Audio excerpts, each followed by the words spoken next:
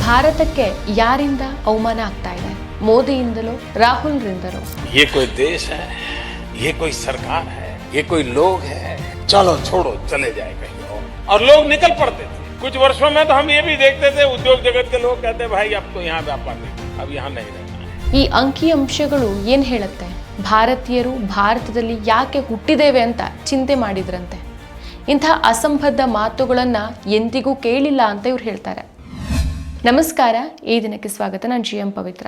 ಮಾತೆತ್ತಿದ್ರೆ ಸಾಕು, ರಾಹುಲ್ ಗಾಂಧಿ ಅಮೇರಿಕಾಗೆ ಹೋಗಿ ಭಾರತಕ್ಕೆ ಅವಮಾನ ಮಾಡಿದ್ರು, ಚೀನಾಕ್ಕೆ ಹೋಗಿ ಭಾರತಕ್ಕೆ ಅವಮಾನ ಆಗೋ ರೀತಿ ಮಾತಾಡಿದ್ರು, ಅಥವಾ ಇನ್ಯಾವುದೋ ದೇಶಕ್ಕೆ ಹೋಗಿ ಅಲ್ಲಿಯೂ ಭಾರತಕ್ಕೆ ಅವಮಾನ ಆಗೋ ರೀತಿ ಭಾಷೆ ಬಳಸಿದ್ರು ಅಂತ BJPಯ IT ಸೆಲ್ಗಳು ಯಾವಾಗಲೂ ರಾಹುಲ್ ಗಾಂಧಿಯನ್ನ ಟ್ರೋಲ್ ಮಾಡುತ್ತೆ. ಆದರೆ 2015ರಲ್ಲಿ ಶಾಂಘೈನಲ್ಲಿ ಭಾರತೀಯ ಸಮುದಾಯವನ್ನು ಉದ್ದೇಶಿಸಿ ಪ್ರಧಾನಿ ಮೋದಿ ನೀಡಿದ ಹೇಳಿಕೆಗೆ ತೀವ್ರ ವಿರೋಧ ವ್ಯಕ್ತವಾಗಿತ್ತು. ಇದನ್ನ ಹೈಡ್ ಮಾಡೋದಕ್ಕೆ BJP ಶತಪ್ರಯತ್ನ ಮಾಡ್ತಾ ಇದೆ. ಆದರೆ ಈಗಿನ ಇಂಟರ್ನೆಟ್ ಯುಗದಲ್ಲಿ BJP ಕೈಲಿ ಆ ವಿಡಿಯೋವನ್ನ ಹೈಡ್ ಮಾಡೋದು ಅಥವಾ ಮಾಡಿಸೋಕು ಸಾಧ್ಯ ಆಗ್ತಾ ಇಲ್ಲ. ಸೊ ಮೋದಿ ಭಾರತವನ್ನ ಹಾಗೇನೆ ಭಾರತೀಯರನ್ನ ಕೀಳಾಗಿ ಕಂಡಿದ್ದಂತಹ ಒಂದು ವಿಡಿಯೋ ಸೋಷಿಯಲ್ ಮೀಡಿಯಾದಲ್ಲಿ ವೈರಲ್ ಆಗ್ತಾ ಇದೆ.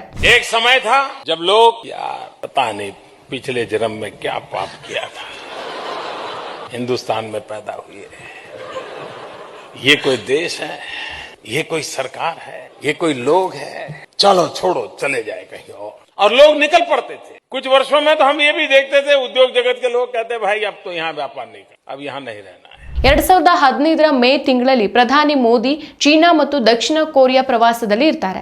ಶಾಂಘೈಯಲ್ಲಿ ಭಾರತ ಸಮುದಾಯವನ್ನು ಉದ್ದೇಶಿಸಿ ಮಾತಾಡ್ತಾ ಮೋದಿ ಹೇಳ್ತಾರೆ, ಒಂದ್ ಕಾಲ ಇತ್ತು, ಜನ ಹೇಳ್ತಾ ಇದ್ರು ನಾವು ಹಿಂದಿನ ಜನ್ಮದಲ್ಲಿ ಯಾವ ಪಾಪ ಮಾಡಿ ಹುಟ್ಟಿದೆವೋ ಭಾರತದಲ್ಲಿ ಹುಟ್ಟಿದ್ದೇವೆ, ಈ ಹಿಂದೆ ಭಾರತೀಯರಾಗಿ ಹುಟ್ಟಿದಕ್ಕೆ ನೀವು ಅವಮಾನವನ್ನು ಅನುಭವಿಸ್ತಾ ಇದ್ರಿ, ಈಗ ನೀವು ದೇಶವನ್ನ ಪ್ರತಿನಿಧಿಸೋದಕ್ಕೆ ಹೆಮ್ಮೆ ಪಡ್ತೀರಿ ಅಂತ ಮೋದಿ ಹೇಳ್ತಾರೆ. ಇನ್ನು ದಕ್ಷಿಣ ಕೊರಿಯಾದ ಸುಮಾರು 1,500 ಭಾರತೀಯ ಸಮುದಾಯವನ್ನು ಉದ್ದೇಶಿಸಿ ತಮ್ಮ ಈ ಹಿಂದಿನ ಹೇಳಿಕೆಗಳನ್ನ ಪುನರಾವರ್ತಿಸಿದ್ದ ಮೋದಿ, ಭಾರತೀಯರು ನಾಚಿಕೆ ಪಡುವ, ಅದರಲ್ಲೂ ಇದೆಂಥ ದೇಶ ಅಂತ ಹೇಳ್ಕೊಳ್ಳುವಂತಹ ಒಂದು ಸಮಯ ಇತ್ತು, ನಾವು ನಮ್ಮ ಕೊನೆ ಜನ್ಮದಲ್ಲಿ ಯಾವ ಪಾಪಗಳನ್ನ ಮಾಡಿದೆವೋ ಇಲ್ಲಿ ಹುಟ್ಟಿದ್ದೇವೆ, ಇದೊಂದು ದೇಶನ, ಇದೊಂದು ಸರ್ಕಾರನ, ಇವರೆಲ್ಲ ಎಂಥ ಜನ ಅಂತ ಅಂದ್ಕೊಂಡು ಭಾರತವನ್ನ ಬಿಟ್ಟು ಹೋಗ್ತಾ ಇದ್ರು ಅಂತ ಮೋದಿ ಹೇಳ್ತಾರೆ. ಮೋದಿ ತಮ್ಮ ಸರ್ಕಾರದ 1 ವರ್ಷದ ಸಾಧನೆಯನ್ನ ಹೈಲೈಟ್ ಮಾಡ್ತಾ ಹಿಂದಿನ ಸರ್ಕಾರಗಳನ್ನ ಟೀಕಿಸಿದ್ರು. ಅವರ ಮಾತಲ್ಲಿ 2014ಕ್ಕಿಂತ ಮುಂಚೆ ಭಾರತೀಯರು ದೇಶದ ಸ್ಥಿತಿಯಿಂದ ನಿರಾಶರಾಗಿದ್ರು, ಆದ್ರೆ ಈಗ ಬದಲಾವಣೆ ಬಂದಿದೆ ಅಂತ ಉಲ್ಲೇಖ ಮಾಡ್ತಾರೆ.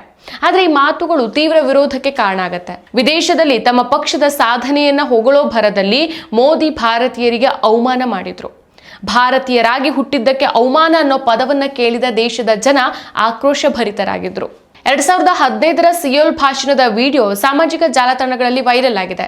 ಜನ ಇದನ್ನ ಹಂಚಿಕೊಂಡು ಮೋದಿ ಅವರು ಭಾರತ ವಿರೋಧಿ ಅಂತ ಕರೀತಿದ್ದಾರೆ. ಇದು ರಾಹುಲ್ ಗಾಂಧಿ ಅವರ ವಿದೇಶಿ ಭಾಷಣಗಳನ್ನ ಟ್ರೋಲ್ ಮಾಡುವ BJP IT ಸೆಲ್ಗಳ ದ್ವಂದ್ವತೆಯನ್ನ ಎತ್ತಿ ತೋರಿಸುತ್ತೆ. ರಾಹುಲ್ ಗಾಂಧಿ ವಿದೇಶಗಳಲ್ಲಿ ಭಾರತದ ಸಮಸ್ಯೆಗಳನ್ನ ಚರ್ಚಿಸಿದಾಗ ಅದನ್ನ ದೇಶದ್ರೋಹ ಅಂತ ಕರೆಯಲಾಗತ್ತೆ. ಆದ್ರೆ ಮೋದಿ ಅವರ ಹೇಳಿಕೆಗಳನ್ನ ತಮ್ಗೆ ಬೇಕಾದ ಹಾಗೆ ಸಮರ್ಥಿಸಿಕೊಳ್ತಾರೆ. ಮೋದಿ ಅವರ ಮಾತುಗಳು ಹಿಂದಿನ ಸರ್ಕಾರದ ಟೀಕೆಯಾಗಿದ್ರೂ ಸಹ ಅವು ಭಾರತೀಯರ ಭಾವನೆಗಳನ್ನ ಅವಮಾನಿಸುತ್ತೆ. ರಾಹುಲ್ ಗಾಂಧಿ ಹೇಳಿಕೆಗೆ ಒಂದು ಹೊಸ ಉದಾಹರಣೆಯನ್ನ ನೋಡೋದಾದ್ರೆ, ಕಾರುಗಳು ಬೈಕ್ಗಳಿಗಿಂತ ಹೆಚ್ಚು ತೂಕ ಯಾಕಿರುತ್ತೆ ಅನ್ನೋ ಪ್ರಶ್ನೆಗೆ ಲೋಕಸಭಾ ವಿರೋಧ ಪಕ್ಷದ ನಾಯಕ ರಾಹುಲ್ ಗಾಂಧಿ ನೀಡಿರುವಂತಹ ವಿಶಿಷ್ಟ ವಿವರಣೆಯನ್ನ BJP ಅಸಂಬದ್ಧ ಅಂತ ಟೀಕೆ ಮಾಡಿತ್ತು. ಅಷ್ಟೇ ಅಲ್ಲ, ತನ್ನೆಲ್ಲ ಶಕ್ತಿ ಪ್ರದರ್ಶನ ಮಾಡಿದ್ದ BJP ರಾಹುಲ್ ಗಾಂಧಿಯನ್ನ ಟ್ರೋಲ್ ಮಾಡಿಸಿದ್ರು.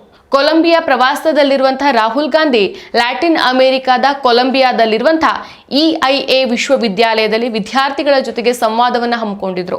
ಸಂವಾದದಲ್ಲಿ ಮಾತನಾಡ್ತಾ ತೂಕದ ಬಗ್ಗೆ ವಿವರಣೆಯನ್ನ ನೀಡಿ, ಓರ್ವ ಪ್ರಯಾಣಿಕನನ್ನ ಸಾಗಿಸೋಕೆ ಕಾರಿಗೆ 3,000 kg ಲೋಹದ ಅಗತ್ಯ ಇದೆ, ಆದ್ರೆ ಇದೇ ಸಂದರ್ಭದಲ್ಲಿ 100ರಿಂದ 150 kg ತೂಕದ ಬೈಕ್ ಇಬ್ಬರನ್ನ ಹೊತ್ತೊಯ್ಯತ್ತೆ, ಯಾಕೆ ಅಂತ ಪ್ರಶ್ನೆ ಮಾಡಿದ್ರು.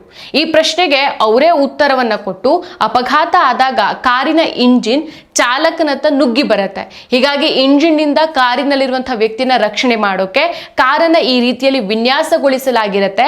ಆದ್ರೆ ಬೈಕ್ ಅಪಘಾತ ಆದಾಗ ಇಂಜಿನ್ ಸವಾರನಿಂದ ಬೇರ್ಪಟ್ಟು ದೂರಕ್ಕೆ ಎಸೆಯಲ್ಪಡುತ್ತೆ, ಹಾಗಾಗಿ ಅದರ ಇಂಜಿನ್ ಹಗುರವಾಗಿರುತ್ತೆ ಅಂತ ವಿವರಿಸಿದ್ರು. ಸೊ ವಾಹನಗಳ ಇಂಜಿನ್ ಹಾಗೂ ಭಾರದ ಕುರಿತಾಗಿ ರಾಹುಲ್ ಗಾಂಧಿ ನೀಡಿರುವಂತಹ ಈ ವಿವರಣೆಯನ್ನ BJP ನಾಯಕರು ಲೇವಡಿ ಮಾಡಿದ್ರು. BJP IT ಸೆಲ್ ಮುಖ್ಯಸ್ಥ ಅಮಿತ್ ಮಾಳವಿಯಾ ಈ ಕುರಿತಾಗಿ ಟ್ವೀಟ್ ಮಾಡಿ, ಇಂಥ ಅಸಂಬದ್ಧ ಮಾತುಗಳನ್ನ ನಾನು ಎಂದಿಗೂ ಕೇಳಿರಲಿಲ್ಲ. ರಾಹುಲ್ ಗಾಂಧಿಯವರು ಇಲ್ಲಿ ಏನನ್ನ ಹೇಳೋಕೆ ಪ್ರಯತ್ನ ಮಾಡ್ತಿದ್ದಾರೆ, ಇದನ್ನ ಯಾರಾದ್ರೂ ವಿವರಿಸಿದ್ರೆ ನನಗೆ ಜ್ಞಾನೋದಯ ಆಗ್ಬಹುದು ಅಂತ ವ್ಯಂಗ್ಯವಾಡಿದ್ರು. ಸೊ ಮೋದಿ ಭಾರತೀಯರನ್ನ ಅವಮಾನಿಸಿ ಮಾತನಾಡಿದ್ರ ಬಗ್ಗೆ ಈಗ ಬಿಜೆಪಿಗರು ಏನ್ ಹೇಳ್ತಾರೆ? ಇನ್ನು ಮೋದಿ 2015ರಲ್ಲಿ ಏನ್ ಹೇಳಿದ್ರು? ಜನ ಭಾರತದ ಸವಾಸವೇ ಸಾಕು ಅಂತ ಭಾರತವನ್ನ ಬಿಟ್ಟು ಹೋಗ್ತಿದ್ದಾರೆ ಅಂತ ಹೇಳಿದ್ರು. ಮೋದಿ ಸರ್ಕಾರ ಬಂದ್ಮೇಲಾದ್ರೂ ಭಾರತೀಯರು ಭಾರತವನ್ನ ಬಿಡಬಾರ್ದಿತ್ತಲ್ವಾ? ಯಾಕೆ ಬಿಡ್ತಿದ್ದಾರೆ? ಇದಕ್ಕೆ ಕಾರಣ ಏನು? ಭಾರತೀಯರು ಭಾರತದ ಪೌರತ್ವವನ್ನು ತ್ಯಜಿಸಿ ಬೇರೆ ದೇಶಗಳಿಗೆ ಹೋಗಿ ನೆಲೆಸ್ತಾ ಇರೋರ ಸಂಖ್ಯೆ 2015ರಿಂದ ಏರಿಕೆಯಾಗಿದ್ದು 2020ರಲ್ಲಿ ಕೋವಿಡ್ನಿಂದ ಕಡಿಮೆ ಆಗಿ ಮತ್ತೆ ಈಗ ಏರಿಕೆಯಾಗಿದೆ. ಒಟ್ಟು 15.8 ಲಕ್ಷ ಜನ ಭಾರತದ ಪೌರತ್ವವನ್ನು ತ್ಯಜಿಸಿದ್ದಾರೆ. 2015ರಲ್ಲಿ 1,31,489 ಜನ ಪೌರತ್ವವನ್ನು ತ್ಯಜಿಸಿದ್ರೆ 2024ರಲ್ಲಿ ಇದು ದುಪ್ಪಟ್ಟಾಗಿ 2,06,378 ಜನ ಭಾರತದ ಪೌರತ್ವವನ್ನು ತ್ಯಜಿಸಿದ್ದಾರೆ. ಅಷ್ಟೇ ಅಲ್ಲ, Henley private wealth migration report ಪ್ರಕಾರ ಕಳೆದ 10 ವರ್ಷಗಳಲ್ಲಿ ಹೈ ನೆಟ್ವರ್ತ್ ಇರುವಂತಹ ಸುಮಾರು 35,000ದಿಂದ 40,000 ಭಾರತೀಯರು ಭಾರತವನ್ನು ಬಿಟ್ಟು ವಿದೇಶಕ್ಕೆ ಹೋಗಿದ್ದಾರೆ.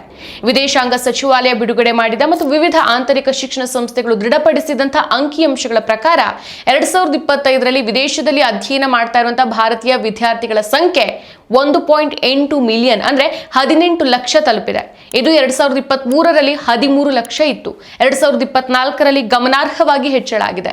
ಸೊ ವಿದೇಶದಲ್ಲಿ ಅಧ್ಯಯನ ಮಾಡೋಕೆ ಆಯ್ಕೆ ಮಾಡ್ಕೊಳ್ಳುವಂತಹ ವಿದ್ಯಾರ್ಥಿಗಳ ಸಂಖ್ಯೆಯಲ್ಲಿನ ಹೆಚ್ಚಳವನ್ನ ಇದು ತೋರಿಸುತ್ತೆ. ಮತ್ತೆ ಮತ್ತೆ ಸವಿಯಬೇಕೆನಿಸುವ ಮೃದುವಾದ ನಂದಿನಿ ಪನ್ನೀರ್. ಸೊ ಈಗ ಹೇಳಿ, ಭಾರತೀಯರು ಮೋದಿಯ ಅಚ್ಚೇ ದಿನನ ಸಹಿಸೋಕ್ ಆಗ್ದೇನೆ ಭಾರತವನ್ನ ತೊರಿತಾ ಇರೋದಾದ್ರೂ ಯಾಕೆ? ಇದಕ್ಕೆ ಕಾರಣ ಏನು? 2014ಕ್ಕಿಂತ ಮೊದಲು ಏನೂ ಚೆನ್ನಾಗಿರ್ಲಿಲ್ಲ.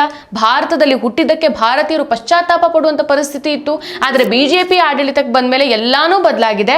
ಈಗ ಭಾರತೀಯರು ಖುಷಿಯಲ್ಲಿದ್ದಾರೆ ಅಂತ ಹೇಳುವಂತ ಪ್ರಧಾನಿ ನರೇಂದ್ರ ಮೋದಿ ಈ ಅಂಕಿಅಂಶಗಳ ಬಗ್ಗೆ ಏನ್ ಹೇಳ್ತಾರೆ? ಇನ್ನೊಂದು ಪ್ರಶ್ನೆ ನಿಮ್ಗೆ, ಭಾರತೀಯರು ಯಾವ ಪಕ್ಷ ಆಡಳಿತದಲ್ಲಿ ಭಾರತವನ್ನ ಹೆಚ್ಚಾಗಿ ತೊರೆದಿದ್ದಾರೆ ಅನ್ನೋದನ್ನ ನಾವು ಅಂಕಿಅಂಶಗಳ ಮೂಲಕ ನಿಮ್ಮ ಮುಂದೆ ಬಹಿರಂಗ ಮಾಡಿದ್ದೇವೆ.